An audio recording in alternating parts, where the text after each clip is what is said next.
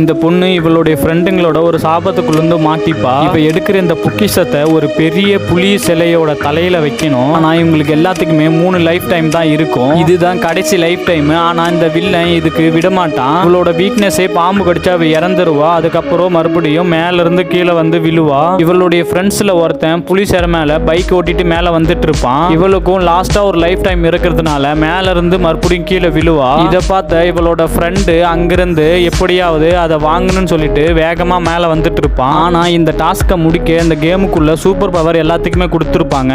இவனும் இவனுடைய super power use பண்ணி இவளும் மேல இருந்து விழும்போது இவன் அந்த புலியோட கயித்துல ஒரு கயிறை மாட்டி அதுல இருந்து ஜம்ப் பண்ணி அந்த பொக்கிஷத்தை வாங்கிடுவான். இவளுக்கும் ஒரு லைஃப் டைம் இருக்கிறதுனால இவ கீழே குதிச்சோன்னா உயிரோட தான் இருப்பா. இவன் அதுக்கப்புறம் அந்த பொக்கிஷத்தை அந்த புலியோட தலையில மாட்டிடுவான். அதோட பவர் ஆக்டிவேட் ஆகி அங்கிருந்த எல்லா சாபமும் நீங்க ஆரம்பிச்சிடும். இதோட பவர் ஆக்டிவேட் ஆனதுனால அந்த வில்லனோட உருவமும் அங்கிருந்து கரைய ஆரம்பிச்சிடும். அதுக்கப்புறம் அந்த இடம் ஃபுல்லா சாபத்துல இருந்து வெளியே வந்துடும்.